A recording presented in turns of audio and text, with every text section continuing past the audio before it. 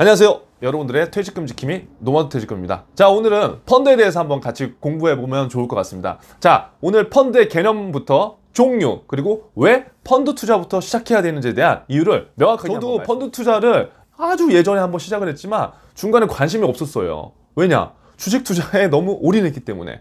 지금 현 시점에서 과거 저와 같이 몰빵 투자를 하는 분들이 분명히 있으실 것 같아요. 그래서 그러한 분들에게 도움이 될 것 같고요. 두 번째는 사회초년생분들, 이제 내가 막 투자를 시작해야 되는데 어떠한 금융상품부터 투자를 해야 될지 모르겠다, 그런 분들도 잘 보시면 좋을 것 같습니다. 자, 아무쪼록 펀드에 대한 개념과 종류, 그 다음에 왜 펀드를 해야 되는지 저하고 함께 같이 공부해 보도록 하겠습니다.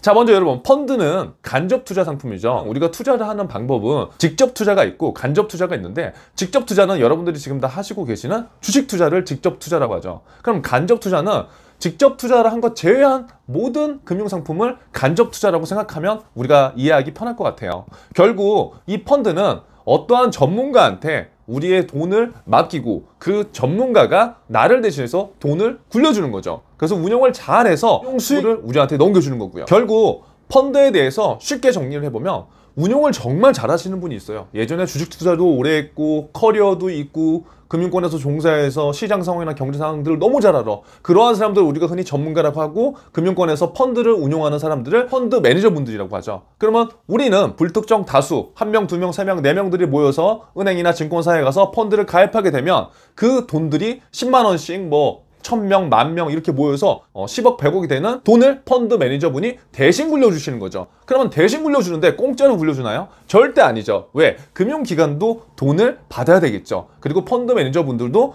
돈을 받고 그 일을 하는 거겠죠. 그렇기 때문에 불특정 다수한테 모인 돈들을 펀드 매니저라는 전문가가 운용을 해주고, 그 운용 수익을 바탕으로 수익을 우리한테 나눠주는 개념이다 라고 쉽게 생각을 해주시면 될 것 같아요. 근데 여기까지는 알겠어. 여기까지는 대부분 다 알고 있는데 펀드 종류가 너무 많아. 그래서 뭘 도대체 선택해야 되는 거야? 라는 분들이 계실지도 몰라서요. 자, 대략적인 종류를 펀드는 여러 개의 이제 종류가 있죠. 먼저 주식형, 채권형, 혼합형, 주식 혼합형, 채권 혼합형, 이렇게 종류가 나눠져 있어요. 크게 어려운 건 아니죠. 우리는 주식형과 채권형에 대한 기준만 잘 잡아놓으면 될 것 같아요. 주식형은 말만 들어도 뭔가 주식에 많이 투자하는 것 같잖아요.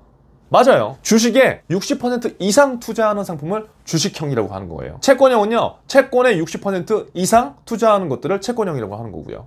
그럼 주식 혼합형은 뭘까요? 주식에 50에서 60% 정도를 투자하는 거죠. 아까 주식형에 비해서 비율이 낮아졌다. 우리가 비율까지 외울 필요 없지만 주식형의 기준은 60% 이상이고 혼합형은 50에서 60이다. 거기까지만 이해를 해주시면 될 것 같아요. 자, 그리고 채권 혼합형은 40에서 50% 비율로 생각하시면 될 것 같습니다. 자, 그렇게 크게 우리가 펀드에 대한 종류를 이렇게 나눠봤어요. 자, 그러면 주식형이 좋나요? 채권형이 좋나요? 혼합형이 좋나요? 주식 혼합형이 좋나요? 채권 혼합형이 좋나요? 이거는 답이 있나요? 답이 없습니다. 철저하게 나의 성향과 나의 투자 목적, 기간에 따라서 펀드 종류를 선택하는 게 달라질 수가 있어요. 그래서 무조건 여러분들이 금융권에 가셔서 이 펀드가 좋으니까요, 수익률이 좋으니까 이걸 하세요 라고 하셨을 때 나의 성향과 목적에 맞는지부터 체크를 해보시고 펀드 유형을 골라보시는 게 좋습니다. 자, 그러면 여러분들한테 제가 왜 처음 투자를 펀드 투자로 해보면 좋은지에 대해서 말씀드릴 거예요. 지금 주식시장도 작년부터 해서 굉장히 좋았고 그걸로 인해서 수익을 굉장히 많이 본 분도 계시지만, 또 반대로 보면 남들은 다 수익이 났는데 내가 주식 종목을 잘못 선정해서 마이너스 수익률이 난 분들도 굉장히 많이 계세요.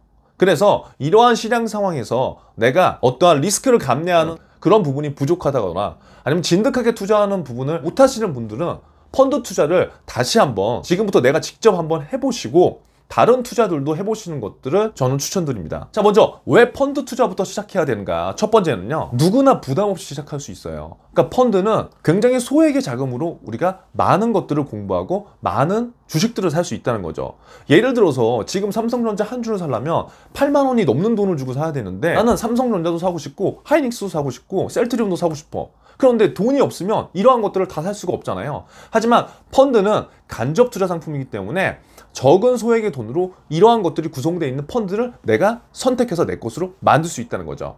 그렇기 때문에 처음에 부담 없이 누구나 시작할 수 있는 것이 펀드라는 겁니다. 자, 두 번째 이유는요, 저는 펀드 투자가 투자 공부의 기본이라고 생각이 돼요. 왜냐면 첫 번째 이유에서 나왔듯이 적은 돈으로 내가 뭔가를 할 수 있잖아요. 근데 지금은 물론 우리가 수익률도 중요하지만 투자를 함에 있어서 처음 내 투자 실적이 굉장히 중요하다고 생각하는 사람 중에 하나예요. 리스크를 갖고 가야 되는 것은 어쩔 수 없는 상황이지만 리스크를 최소화하는 투자 방법을 처음부터 익힌다면은 나중에 가서도 그 투자에 대한 나의 기본적인 것들은 흔들리지 않을 수 있거든요. 그런데 펀드에 있어서 소액 투자를 처음 해보는 사람들은 종목이 있는 바구니를 그냥 삼으로써 분산 투자의 효과를 느낄 수 있고, 그러한 것들을 내가 스스로 공부를 해보면서 그 산업에 대한 동향책과 기업의 분석 이런 것들을 적은 돈을 들여서 효율적으로 내가 공부하고 관심을 지속적으로 갖게 할 수 있는 하나의 투자 방법이기 때문에 저는 추천드려요. 세 번째는 굉장히 가성비 좋은 투자죠. 아까도 말씀드렸지만 적은 돈으로 많은 분산된 포트폴리오 효과를 누릴 수가 있어요. 분산된다는 것이 어떻게 보면 수익률이 많이 못 올라가는 단점도 있지만 어떻게 보면 시장 수익률 이상은 또 받을 수 있는 확률이 좀 더 높거든요.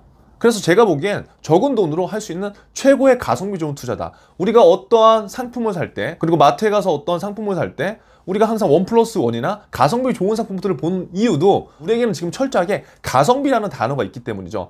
금융상품도 마찬가지예요. 무조건 수익이 나는 상품을 선택한다. 물론 수익이 나면 좋지만 그 반대의 경우도 있기 때문에 우리는 철저하게 가성비적으로 나에게 좀 더 효과가 좋은 상품들을 선택하는 게 좋다는 거죠. 네 번째는 꾸준하게 종잣돈을 모을 수 있는 힘이 좀 생길 것 같아요. 물론 우리가 종잣돈을 만들기 위해서 적금도 할 수 있고 다른 방법으로 다른 금융상품도 이해할 수 있지만 지금과 같은 투자 환경에서는 우리가 어렸을 때부터 젊었을 때부터 이런 투자를 조금씩 해보는 게 좋은데, 이 펀드 같은 경우에는 소액 투자도 가능하면서 분산 투자도 가능하고 그 안에서 내가 공부도 또 하면서 내가 스스로 즐기면서 할 수 있기 때문에 목돈을 모으는 하나의 방법으로서 펀드를 활용해도 좋다는 거죠. 그래서 이 네 가지 제가 지금 말씀드린 이유만으로도 펀드 투자를 다시 한번 시작해 보셨으면 좋겠고요. 무조건 주식 투자가 좋은 것만은 아니죠. 그 리스크를 감내할 수 있는 성향과 시간과 여유가 되는 분들은 주식 투자를 계속해서 수익을 올리셔도 되지만, 대부분의 이런 분들은 시간도 쫓기고 할 일도 많고 내 본업이 따로 있기 때문에